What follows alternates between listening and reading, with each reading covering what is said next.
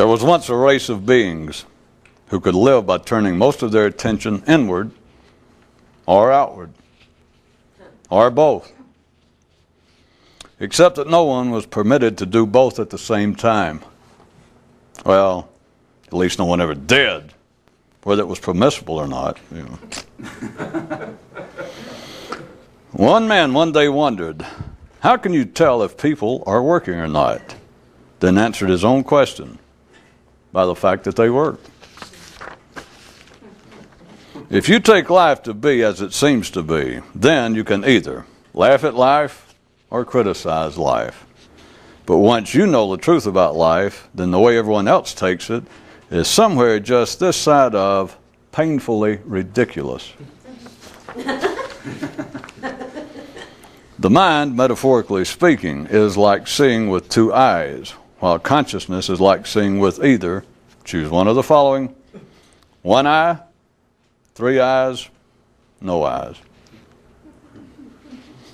One man's mind said to him, I sure am glad you only speak of me metaphorically. Later the man began to wonder if that was a mere statement of fact or a threat. If you don't want anything out of life, it's hard to get excited about life. And in the transcendental sense, if you don't get excited about life and about your being on the trail of discovering the truth about it, it won't give up much. One man so reflected, 'tis hard being alive amongst the dead, likewise being dead amidst those imaginarily alive. Local conditions said to one man, look, if you're so sick of life and want nothing more from it, why don't you just get out? And the man replied, that's easy, too easy for you to say, seeing as how you're just a front man for life anyway. And, I don't know whether you saw it or not, but the man was that close to realizing something extraordinary. Something quite mundane and plain, always in front of him, but extraordinary all the same, once you actually see it. A song, first verse. Minds are always in conflict, consciousness never. Same as sounds clash and collide as they compete for attention, while silence is in permanent agreement. Second verse, the ergo. Opposing ideas are always of equal validity and significance. How the choice of vocations work themselves out in the ordinary world. Men become prison guards who are afraid they'll eventually commit a crime and just want to save some time. Note, any attempt to expand the scope of this metaphor and in so doing expose oneself to the inherent dangers thereof will, by such an act, place the legal assumption of risk squarely on the shoulders of the expander. If you'd like for me to reread that, later.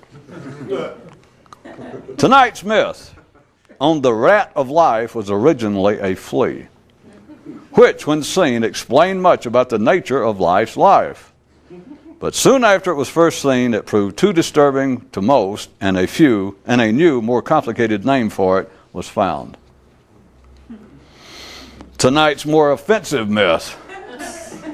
Seekers of the mystery go off looking for it, while those who've discovered it would just like to forget it. Hey, come on, it was just a joke. A harmless, little offensive joke, for Christ's sake. On one world were many illnesses that could only be kept alive by paying attention to them. And a boy asked his dad, and the old man replied, yes, son, I'm working on it. Men invented NASA after medicine became too frightening. Too frighteningly close, that is. Knock, knock. How can you spot a planet on which everyone wants to be well? Knock, knock. It's deserted. Men invented the quest for the truth after the truth proved too disturbing. And a boy asked his dad, is it about ready? Being overcome by the problems of the world helps keep one from being overcome by one's own.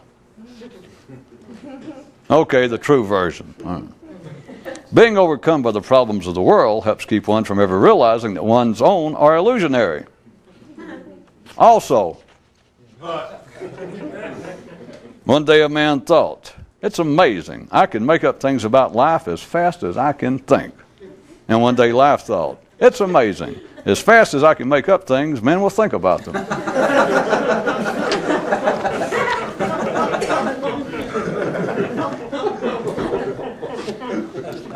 Another song, first verse. Believing that something specific in man's behavior is the problem continues to be simple minds' explanations cum exoneration. Played backwards. As long as dragonflies can blame the conditions of the pond, blame the conditions on the pond, they can bear being dragonflies. Listeners note, to conscious ears, the sequence of the music played is irrelevant. Tonight's travel tale. There was once a man who had seen Istanbul and later determined that if he had keep writing and talking about it, that he'd never go there again. By the way, there are 3 versions to this story. Next one. There was once a man who had seen Istanbul and later determined that if he'd keep writing and talking about it, that he'd never be able to go there again.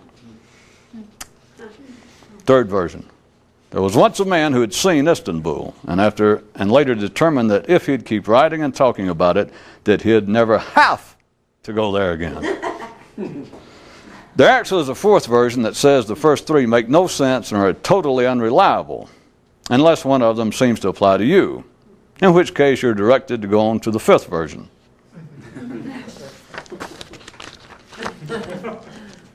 More regarding the alternatives available in routine life.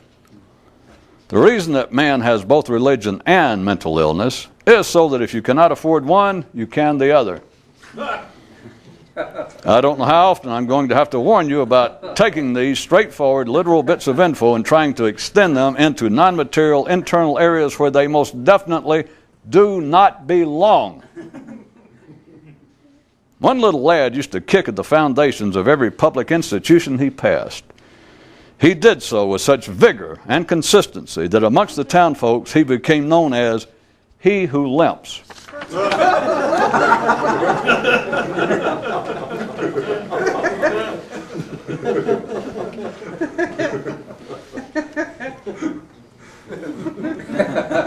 No one who has not done a type of specific work on themselves can claim to have anything resembling their own individual mind. A song with several verses. In a certain land, whenever one man would develop a new idea to live by, no matter how great it was, if he told somebody else about it, it'd fall apart on him. Glad you don't live there. What? Everything else going on notwithstanding, there is one thing for certain to be said in favor of silence, although the ordinary have no idea what it is. In a certain city, whenever this one kid would start to drift off to sleep, his father would slap him and shout, "Snap out of it, damn it! Do you want to live here forever?" Any normal cow will end up sounding like every other cow. What's so strange about that? The simple believe that behavior will get them into heaven, while simultaneously conjuring up the idea of faith to cover up the fact that they cannot effectuate the needed behavior. Every morning, one man couldn't get his car started and would apologize to his neighbor, who didn't know why, since it wasn't his car. On one world, the words neighbor and car got somehow allegorically entangled with such unrelated ones as life and consciousness. The simple always fault the exterior of the building for any internal flaws. When one man heard of a song entitled, "Anything You Can Do, I Can Do Better," he thought, how nice for someone to write a tune to their mind. More travel news from the land of the mind. Words are like the cars that make up a train that's going nowhere. After years of feeling otherwise, one man was finally struck if the mind is as powerful and important as generally thought, then how come it allows itself to be so freely spoken of in derisive, dismissive fashion? There are two attacks from which elephants do not defend themselves: assaults by fleas and by imaginary larger creatures. Only life will kick a man when he's down and out, and only then if he takes life seriously. One man says that sitting at home alone, he can get pretty close to being awake. But when he goes outside around other people, well, it's all over. How to tell that you're modern and up to date? You want to be interviewed.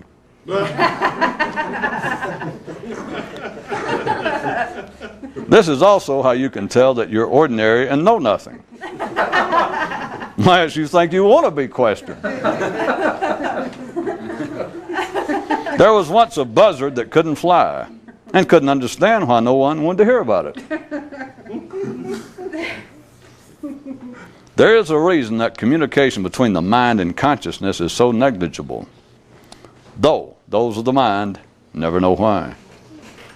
Footnote: those to the mind born who stay there, no matter where, no matter when, are always in fashion, modern, and up to date. There was once a planet of two-eyed creatures, and half of them saw everything weighted in favor of their left eye, and the other half saw everything as favored by the right, which kept everything in balance. There was once a planet of two-eyed creatures, some of whom wouldn't put up with the arrangement. One man kept hoping upon hope that life would finally announce, get with the program or get out of town. If you can say or think, no comment, you still have a comment. For the knight who's been to the holy city, death is no longer his problem. Being repeatedly so is. More of how things are. To help explain the moon, the mind will throw rocks at it. As regards knowing the truth about life, in case you haven't yet caught on, as regards knowing the truth about life, you can't figure it out. Personal problems mean nothing to a man who has shed the illusion of having a personal and developed a real one. Those struggling for individual consciousness are continual victims of a holdup at their own hands. What is enlightenment? Well, one guy describes it as seeing life not through comment. There was once a carnival in which the fun house broke down. But they'd let people walk through anyway after they passed under a sign that said, a serious customer is a ridiculous customer. And no, there are no refunds. There was once a man who suspected that everyone secretly worked for life. And one day, one man was so struck, if secrets are as big a deal as men think, then how come they're laying around everywhere, right out in the open? Life the ventriloquist one day mused, if I had one more hand, I could even make a three-eyed lookout dizzy.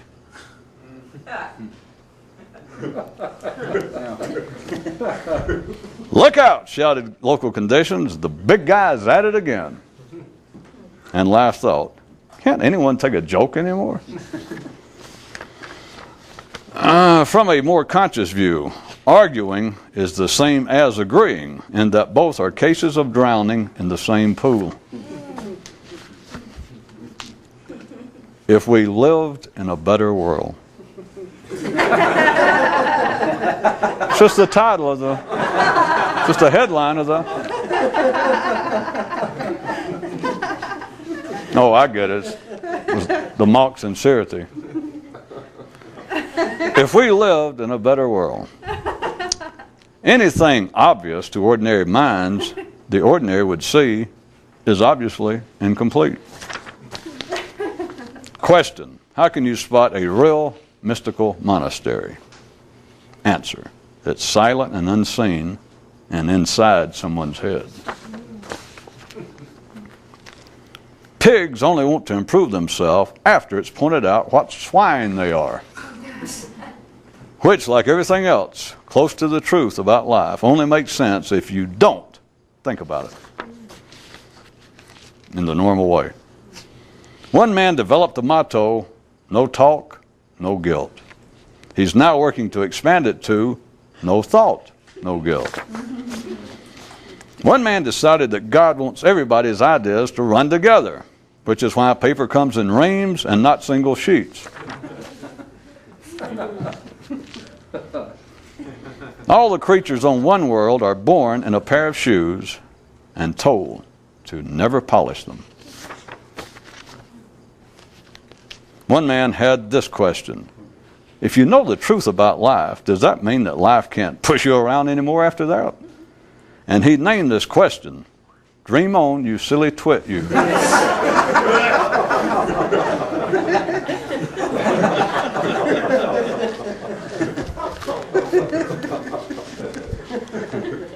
A song of many verses. One father offered his son the following advice on how to handle the problem of illness and the mind. Said he, "Only think about illness when you're actually ill. And then, not much. Creatures accustomed to standing on 2 feet find it difficult not to favor one when the other is sore. There was once a world of 2-legged beings who never realized that both limbs grew from the same trunk. If you only stand where you're planted, your knowledge of soil is quite limited, particularly regarding that under your feet." Legend says that when Brer Rabbit confronted his fate at the hands of the fox, and Adam faced his expulsion from the garden, they both exclaimed to their tormentors, "No, please, anything but don't throw me on that merry-go-round." One father noted to his son, "As long as you think about the carousel, you ride the son of a bitch." And, in case you didn't get it the first time around, from the neck up, the conscious have almost nothing in common with everyone else. Almost, almost, almost. When you're charitable enough to send a weasel a get weaseled card,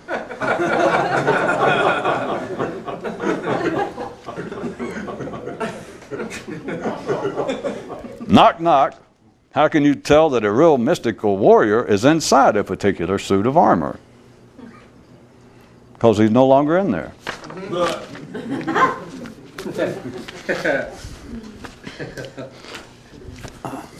There's another legend that's very little known. I've never taken the occasion to write down, but perhaps some of you will enjoy it before we start. It is said that Zoroaster, considered to be the father of this planet's religion, on his obvious deathbed, had been mute, motionless for a considerable length of time, and some of his friends and followers, already taking him for having departed this veil of Mideastern turmoil, began to already discuss what religion, how they would start a religion now, and particularly they got tied up on what to call it.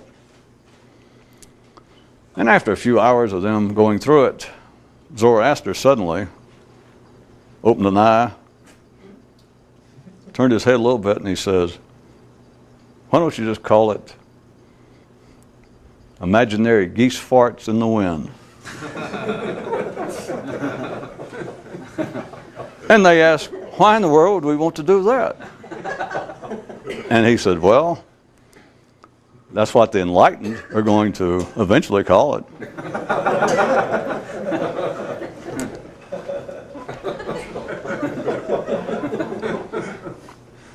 Not speaking on my own behalf, but perhaps there is a reason that some legends are lesser known than others.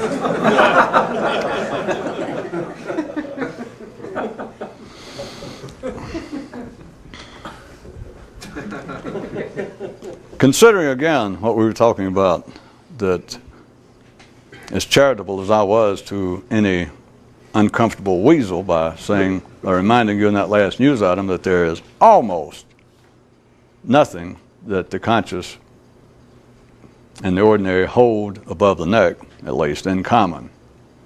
And do keep in mind that we're not speaking physically, and it's not based upon any standard of how a person should be, but since if you were conscious in a non-ordinary sense, no one who knows anything would predict how you will act, what you will think about. They give no prognostication about it, or else they don't understand what it is. But in spite of that, it is not disingenuous to speak in general, not about people, but about consciousness itself. Individualized consciousness, not tied to the total web, the network of all ordinary consciousness, normally referred to, in my case, as the mind. That it is not untoward to just talk about the difference between a non-mentally based view, read consciousness, and an ordinary one. And being charitable makes it sound better when I say that the consciousness and the mind have almost nothing in common. Better said, in truth is they have nothing in common. And you would think that the first version would have been the more apt, because surely they have something in common.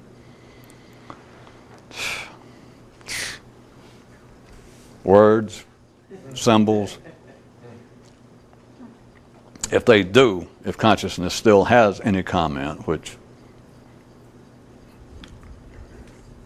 is almost a certainty that it will periodically have a comment, or those of you keeping close notes, consciousness will lapse, will fall into a stupor, into a disreputable state known as the mind, and in such cases it must have a comment. It will deal in words and symbols. But in spite of that, the point being, tonight I want you to consider to say that consciousness in the mind has almost, or nothing, according to how strong your perception is, in common, is also this fact. Consciousness, when I say it has nothing in common with the mind, what people ordinarily think about, including the mind of the person who is now conscious. But to say that they have nothing in common is not to say that the view, the understanding of consciousness is in any way opposed to the mind, which is where all philosophy, all attempts at some sort of theological speculation, all sorts, in fact, psychology itself pushed to the limits, standard psychology, and all sense of social order, all sense of social criticism by anyone. That is where it breaks down, because the mind is based upon the fact, operates on the basis that anything it sees is in some way either a correction or a criticism of something someone else has already seen or said. Thus, if you talk about, right quick, if it helps the point be made, to take the most widely recognized form of attempted social criticism and reform, generally thought of as religion, continually acting as a professional hector toward man, a continual source of reproachment of how he should be.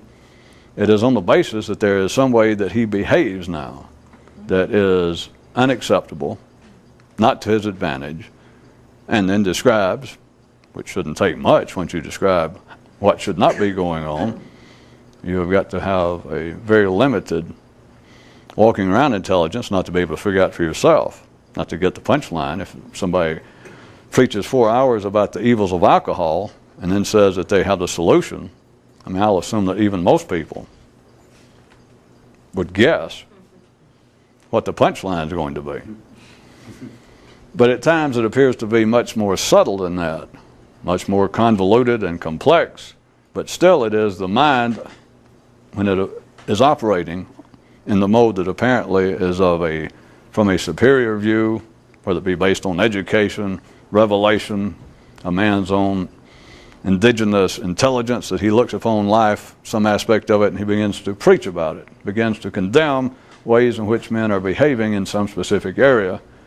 But it's always on the basis that what he is attempting to offer, which is still coming from the mind, is simply a correction. It is an opposing idea.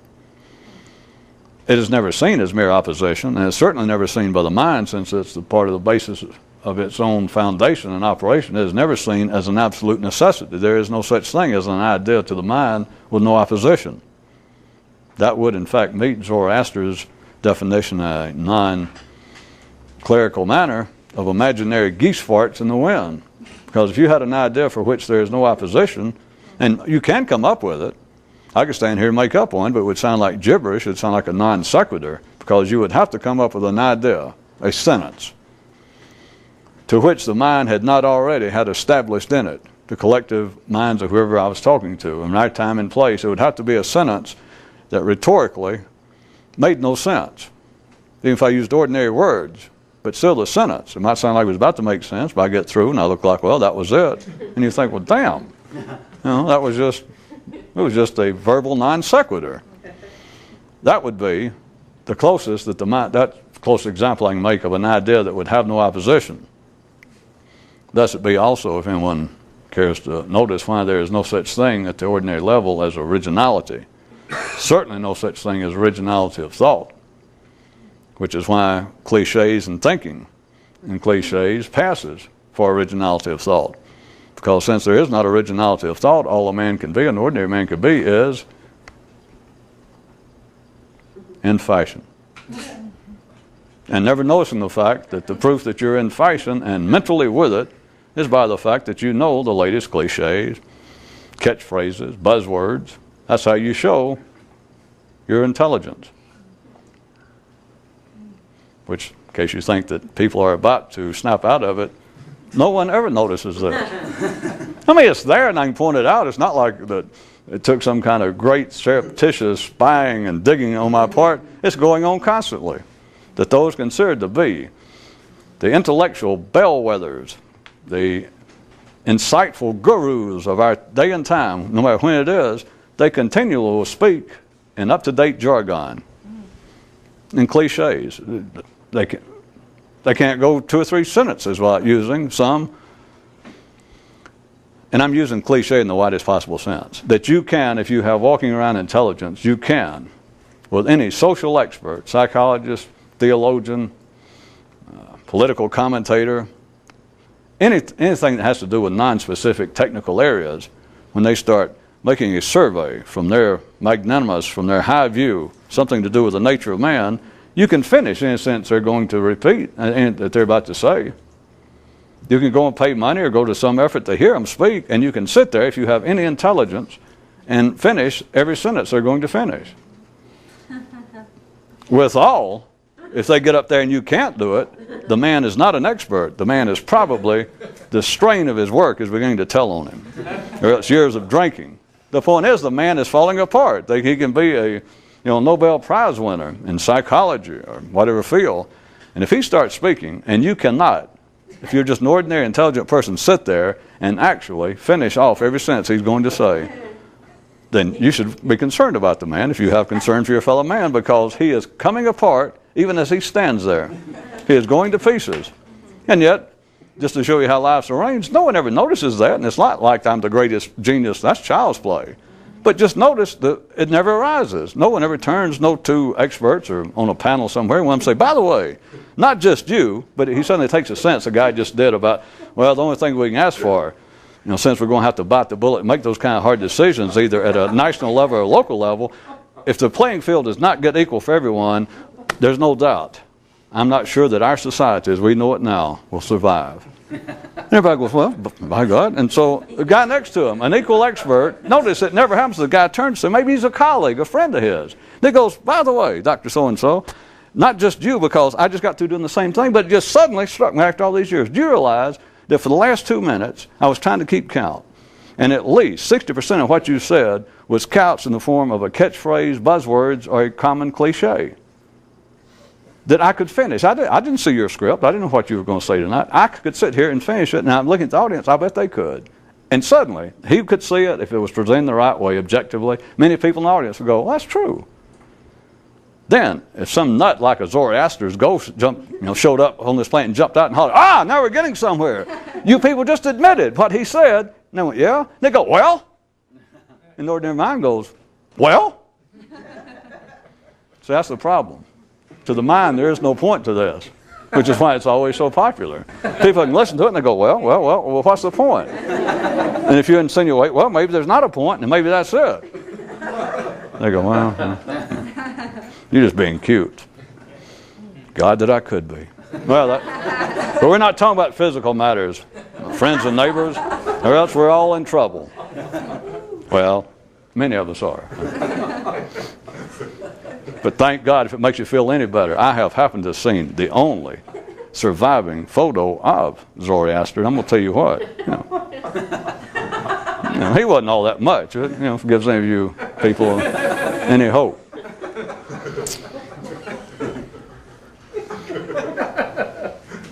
To say that consciousness, remember we're not talking about people, it has nothing to do with individual people, but to say that consciousness, a man's, through a certain kind of effort, that he has developed his own separate, as much as possible, individual consciousness as opposed to a man's, to the mind born.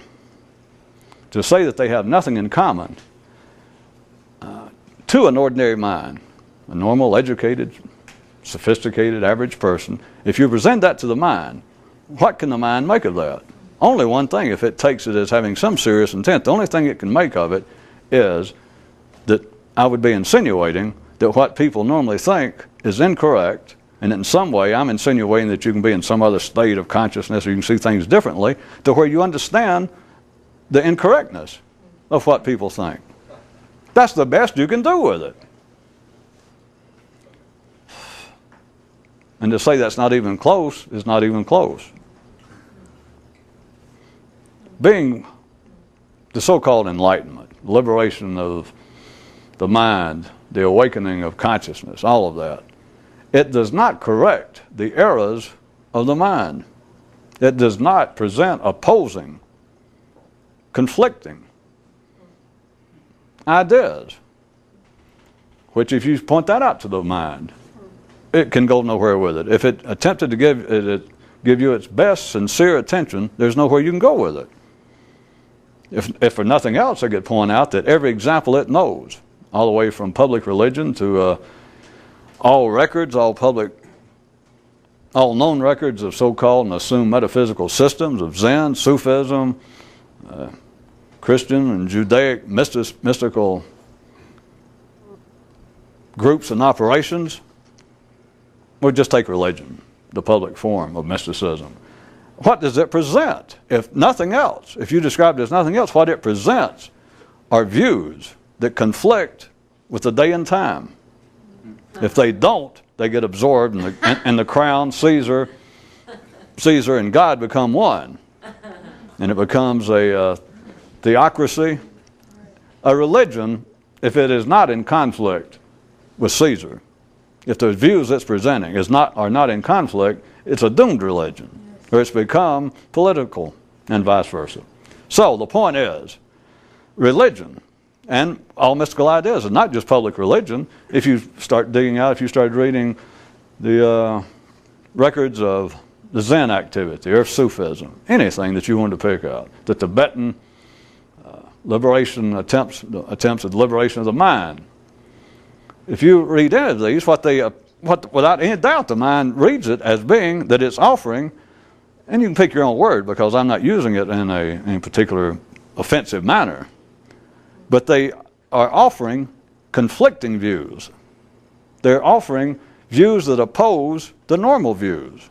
They're offering ideas that to some degree oppose the standard ideas of some time and place. If they did not, they would not even be identified by disinterested parties as mysticism. or as religion. If it was conventional wisdom, if they were taking, it doesn't have to be any of the examples you know that I use. There could be some transcendental activity going on somewhere of whose name you'd never heard. And in that one little locale, it could be just one village, one area of one little mountain range, it will not even be identified. No one will be attracted to it. It will have no life. It will have no breath, unless it is offering ideas that are in conflict with the prevailing local ideas. Not right or wrong, but their ideas in some way must be in conflict with the prevailing paradigm of reality, and what reality is and what it should be. Okay. That's the best you can make of it. And in fact, I can go on from there, and people long before me, but I could take the view, but you can do it for yourself, it's easy enough, of that being its claim to fame, of that being its power of any mystical system or any religion. That its power is in the fact that it is offering a competing view. And of course, it's normally considered, proclaimed by its adherents as being the correcting view. In other words, Christianity does not just correct the life of heathens. It doesn't just correct some of the mistakes, it's supposed to replace it. It is the answer. But the point is, it doesn't consider itself in competition, other than the philosophical idea of some struggle between good and evil. Any system that has any wide appeal in any area, the ideas, its model of reality, its ideas of how people should live, how they should behave, will to some degree, some discernible degree, be in competition, be opposed to whatever the prevailing views are, the prevailing sense of reality, of propriety. It's simply not true at a more conscious level. Which, if I was going to present that as being the opening volley or the heart of mysticism, that would also be the opening, the heart of, and the end of. Because after that, your mind goes, well, It'd be like, Buddha showed up and he picked up a clay pigeon and he said, here's enlightenment, and he threw it up and he shot it. And then said, well, I got to go, and left. And you thought, well, what did I just say? Jesus says, here is the kingdom of God, and he throws it up, shoots it right out of the air. And he goes, are there any questions? And there are no questions after that. The mind goes, what the hell? What happened? What is it? Consciousness has nothing in common with the mind because it is not in competition with the mind. It does not correct the mind. The ideas of the mind are not incorrect. Any idea that anybody has, no matter how weird, no matter how insane it appears to be, is at least 1/6 billionth sane. Or for those of you that like it stronger, no matter how wild it is, and by that it's not my definition, how extreme it seems to be compared to the local environment. No matter how extreme and wild and crazy the view seems to be, it is at least 1/6 billionth of reality, of the truth about life. And again, my sort of rhetorical question is, if that makes you feel better, are you prepared? Which is you are, no one has any complaint, but if you are satisfied to go through life knowing, because I give you my solemn word, everything that you know, just naturally, however you got here, where you are in life, everything you know, no matter how it may be scorned, how much of it may be out of the mainstream, no matter how stupid you may think you are, I can guarantee you this, everything you know taken in toto, the operation of your mind is at least 1/6 billionth of the truth about life. Now, if you can carry on in your life and be satisfied with that, in fact, you could even be encouraged and say, well, I've got 1/6 billionth of it down, by God, onward and upward. It only took me 20 years, 30 years to get down 1/6 billionth, which it didn't take you that long, you were born with it, but that's too much to put on somebody. And you can say, well, by God, another 20 years and I could have 2/6 billionths of it.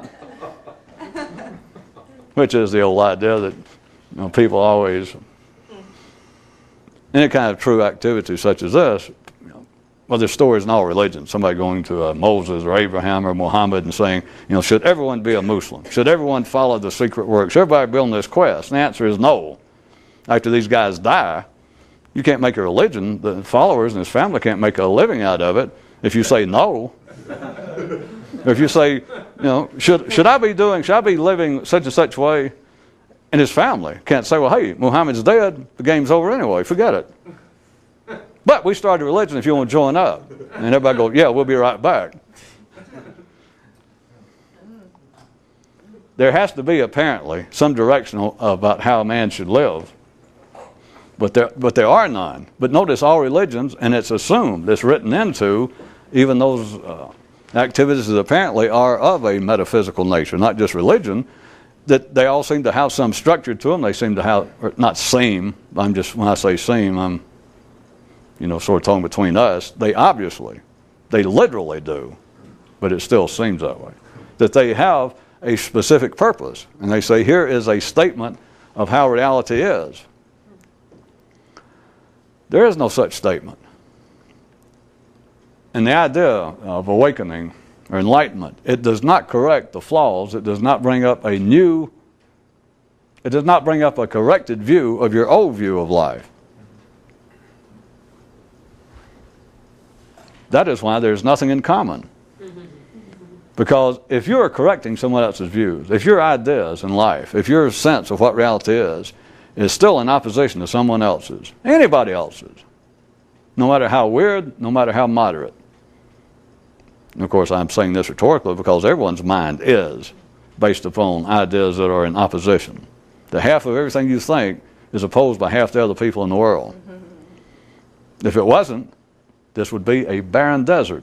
This would be the east side of the Garden of Eden, according to one of my recent myths I told you, was a barren plain, but upon which has been built by man a magnificent illusionary city. But it would not have been so if everybody had one idea.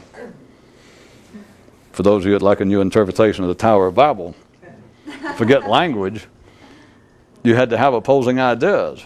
You'd never get the first brick laid, the first pile driven, the first shovel of dirt shoveled. There's got to be opposing ideas. Even if you had Adam staying around with his brother-in-law, and they thought, well, why don't we build civilization? Why don't we get the mind going? You got a shovel, why don't you start digging a trench?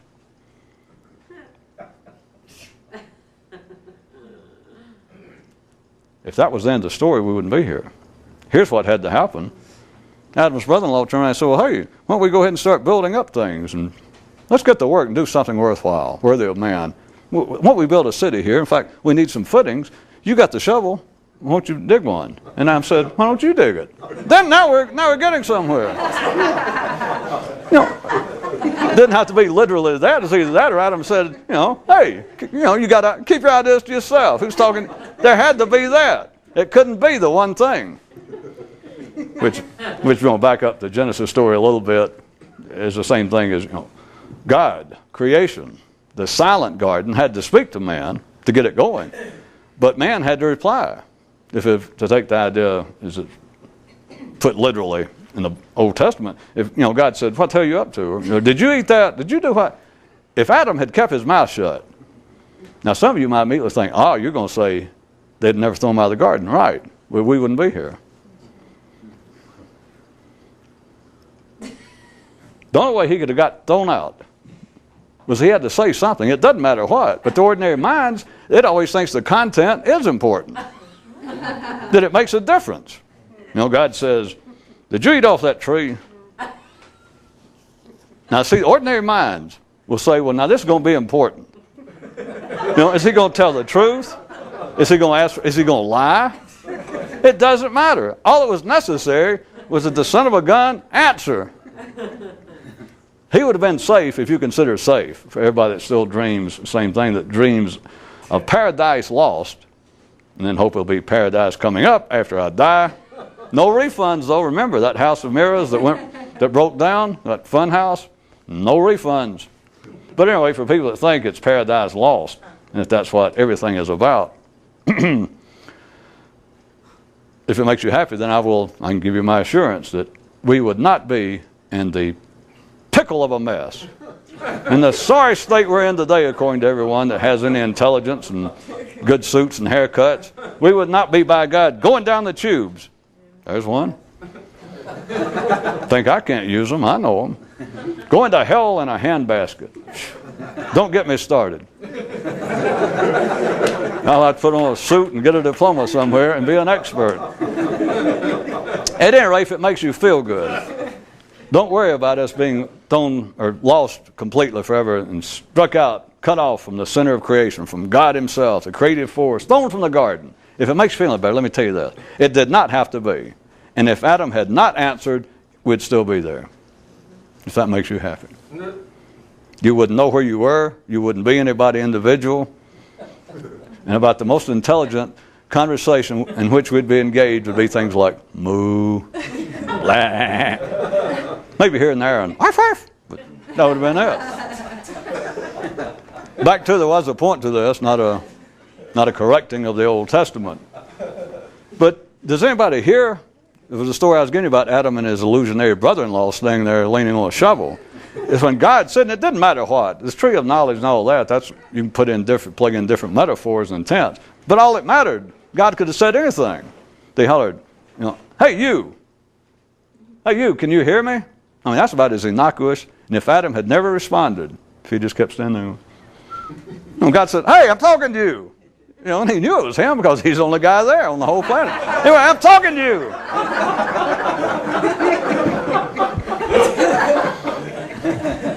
Which for those of you getting good, you could look at as being where the cutoff line started between being unidirectionally conscious and staring is how the mind started. Because as long as Adam would have kept going, God could have tried it louder and louder. Hey, I know you can hear me. Hey, answer. Then he gets started, talking about his mama, trying to insult him. If Adam, if you want to look at it this way, if he had had his wits, if he had had me there to advise him, if he had never responded, he wouldn't have been thrown out. That's why he got thrown out, which all it represents is he got thrown out because then the mind turned into consciousness. Then it began to see life through comment, which I gave you one guy's definition tonight, or his description of enlightenment. It's seeing life not through comment. But as soon as Adam, what that represents, as soon as Adam responded, one statement's all right. One idea's all right. And I'm saying all right, just in a figure of speech, is inconclusive, non-injurious, non-directional, non-operative. There has to be a response to it. Again, for those of you who can see it, is if you need like another description, is why ordinary minds, why people cannot, as they call it, find the truth.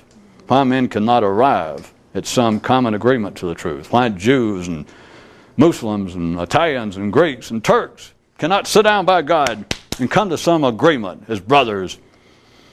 Get rid of these petty differences and just see the truth as it is. Oh.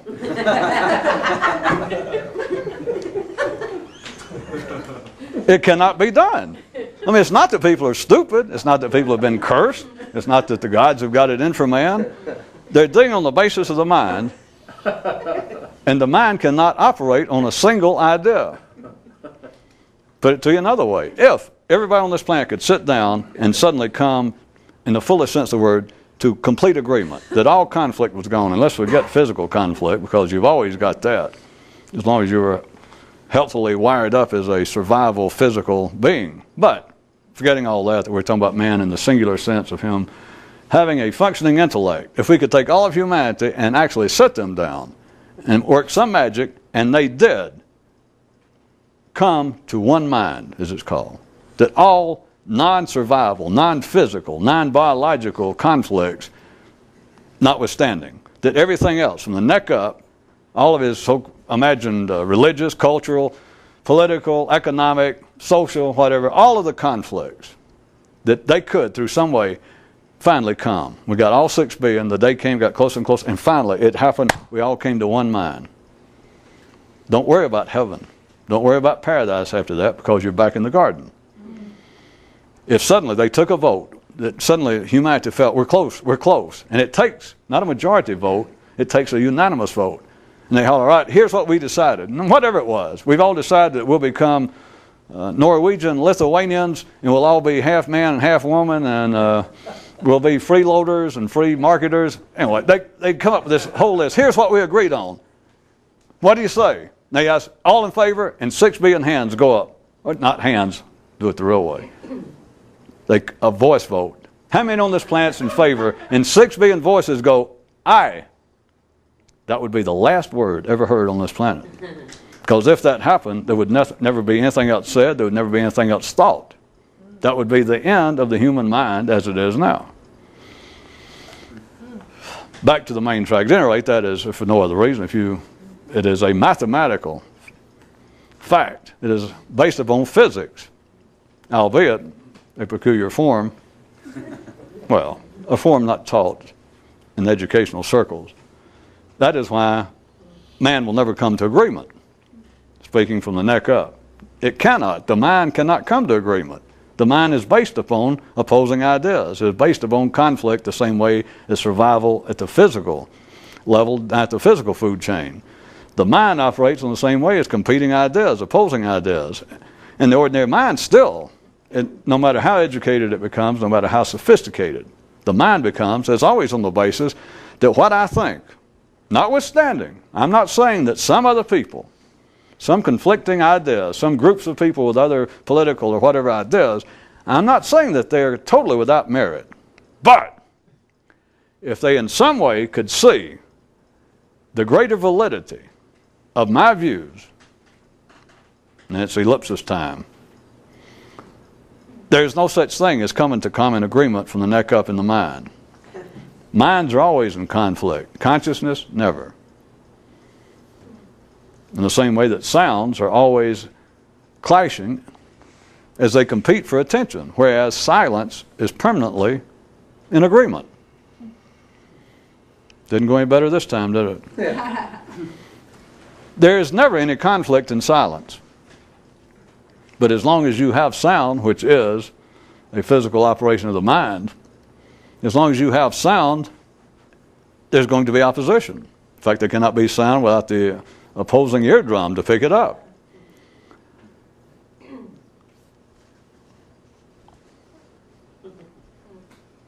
Could it be any more difficult, read impossible, but any more difficult to try and picture, talk about, explain what would be to see life not through comment? That is, to try and describe whatever it is I mean by consciousness as opposed to the mind, whereas compared to the mind, the operational definition of silence in one comparable manner would be silence. Which is, again, I assume everyone finally got the point. I was trying to, again, draw a metaphor.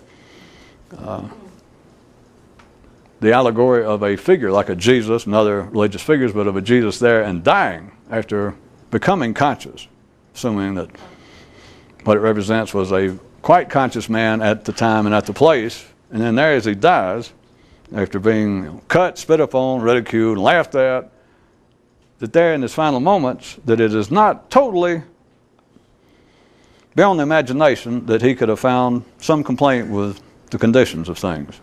You know, like, couldn't they have used smaller nails, or, you know, couldn't they have done it in better weather? You know, couldn't they get the flies off of them? You know? I mean, it's not. But then he realized this whole thing about why is that die forsaken me? What he meant, you know, why is my consciousness? I mean, just because I'm dying, and then, you know, hung up by rusty nails, which he'd already done it to himself before this. Why am I now suddenly? Shame on me. That is the same that I was trying to get you to consider, that consciousness does not look upon the mind as an error. It looks upon the consciousness looked upon it being back to the level of the mind of it being an error. The ideas that the mind has about life are not erroneous. They're all, figuratively speaking, half right. Literally speaking, they're all 1/6 billionth right. But consciousness has no comment on it. And that's one of the things that you can also see reflected in those kind of metaphors of someone being crucified or put to death. By the way, Socrates offers another situation Shame we don't have time, or I'd turn your mind inside out. Again. But of a Jesus or somebody that's been crucified, that's dying, of having some complaint. The evidence that they took a nap, by the way, was not necessarily the recalling of the words of a Jesus saying, you know, how the hell this happened to a man of my intelligence? Or, that doesn't matter. We're back to the Adam story. We have made a good circle. The proof of his taking a nap, the proof of him falling, was that he said anything. Only the mind has a comment. Only the mind can say, no comment. Because if you say no comment, you still got a comment. Because you still got a mind. You're still mulling it over. Consciousness, it doesn't think, do I have a comment? Should I complain? Should I ask them, could you move one of these nails over? Could you quit sticking me? I'm dying. Would you leave me alone? Could you put a shade over my head? Give me a hat maybe before I die. All that's irrelevant. You don't need to know what anybody said. All you got to know is that they said something, and you think, well, that's a shame. You know, I hate that they died that way, but what's worse, I hate they took a nap right there at the last minute. Well, if you were charitable, you would, if you understood it. If you have a comment, you don't understand what's going on. And by the way, I have notified our legal department, my personal attorney, to relinquish that from my personal copyright control, that if any of you want to use that as your epitaph on your tombstone, I want you to know you're free to do so now, and I will not sue.